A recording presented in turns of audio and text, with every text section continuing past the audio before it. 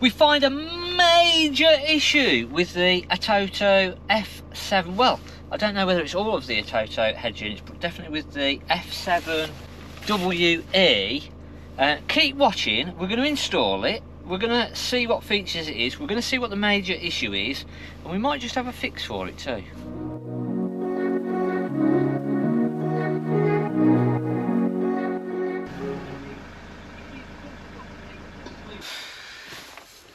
We're going to be fitting the Atoto F7 WE into this Fiat Ducato. Now this is going to be similar to some of the Citroens, some of the Peugeots, so let's get to it.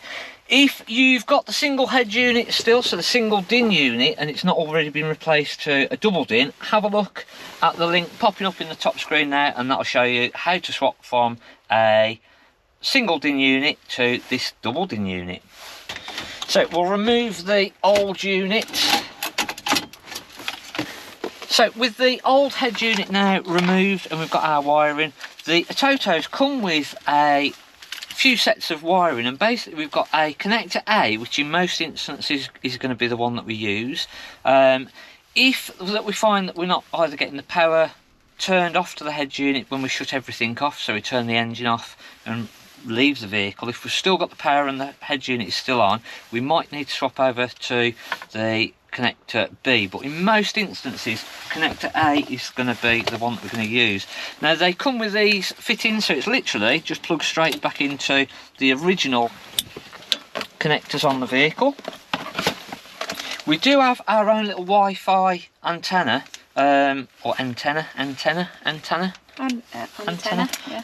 We can then fit our brackets onto the head unit. So in this instance we've got our double DIN unit, so these are the brackets that we're going to slide or screw into the head unit on the Atoto.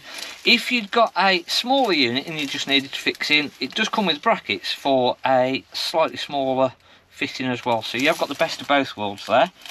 We have got our USB connector, so we can fish this through and pop it somewhere into the dashboard area. We might come through this little vent in here on this one, so that we've got the option to connect our phone into it. Might even be that we can fish it through the dash and onto the driver's side. They are marked up with a right and a left, so it's just our little 3 screws.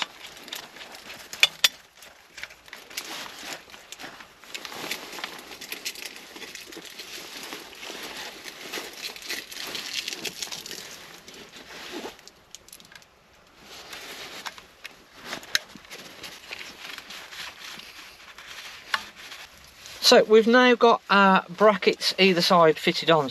That is now going to be able to slide in and fit into the original gap that we've got there.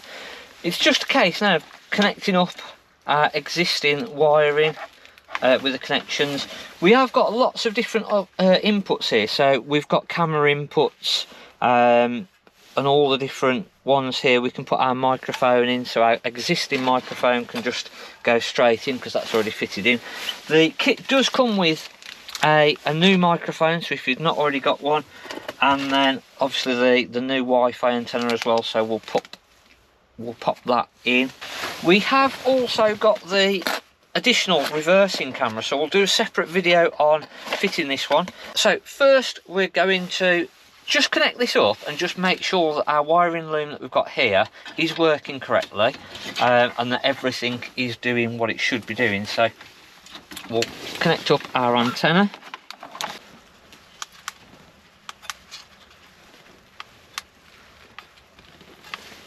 So again, it might be that we decide to try and run this out and actually fit it onto the dash at the front, so it's just literally then feeding the wire through at the easiest point of access. But what we're going to do is just try it at the moment and just see what sort of signal we get with this into the back section here.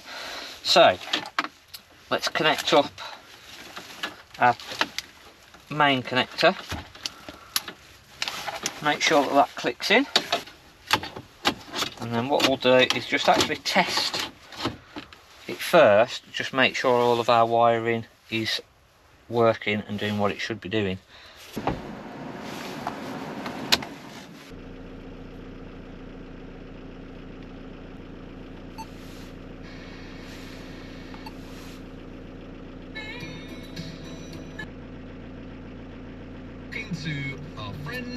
So what we're going to do is just literally test now when we turn the ignition off that the head unit turns off fully. So we know now that the wiring is correct for this vehicle, and as I say, if the head unit is staying on and we've still got power going through, try one of the other leads that are in there, and hopefully adapter B, if you've still got power going to the head unit, adapter B will sort that out.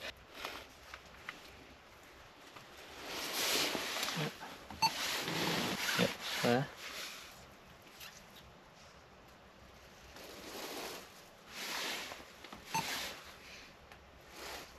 Select the phone. Okay.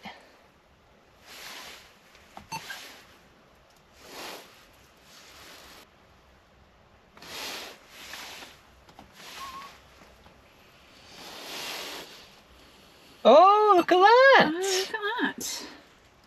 So, one of the main reasons that we were swapping this head unit from, I'm not going to say the make of the other one, but a really well-known brand, was that the Android Auto wasn't very good on the old It didn't head work at all. Yeah, it just you had to wire it in, didn't so you? the wire that's in the back of this, so we were told that this would work with the phone an awful lot better. And yeah, dead easy. That was really easy. So we're all installed in now, and the big issue that we found was that it's not DAB. We've only got our FM, which it picks up the signal really, really well. But if you want to listen to DAB radio, there's no actual DAB radio on it. We've only got an FM tuner in there. So the way around it, because don't forget they're switching all the FM signals off in 2030. So it's not future-proof. It's not future-proofed at all.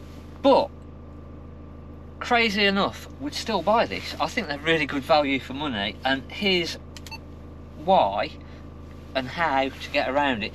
So you've got the wireless Android Auto or the Apple CarPlay, so you can connect to it wirelessly, you can run all your Google Maps through this.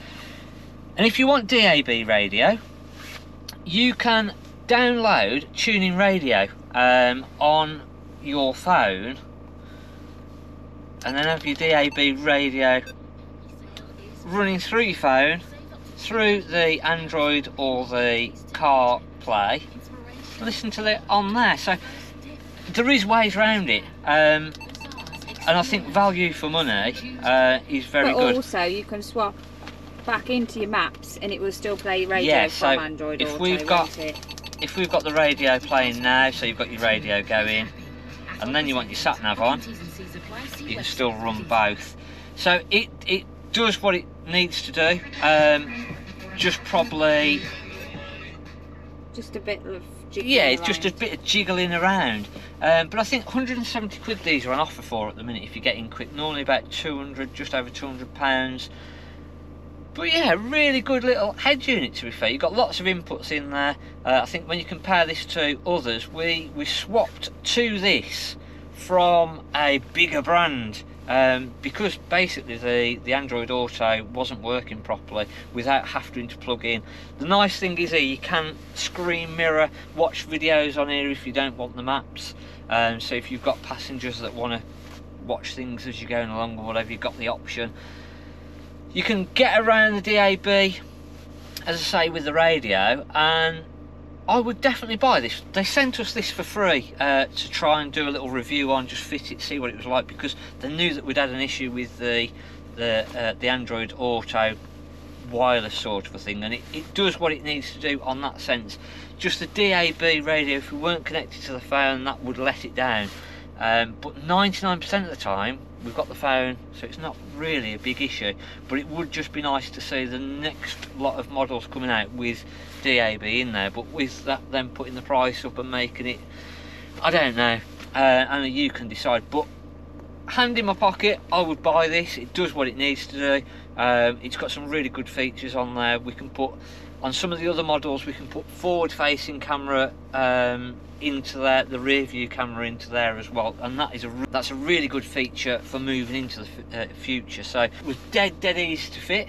So if you've liked our video, give us a thumbs up, drop us a mention in the comments if you've got one of these, if you're thinking about swapping.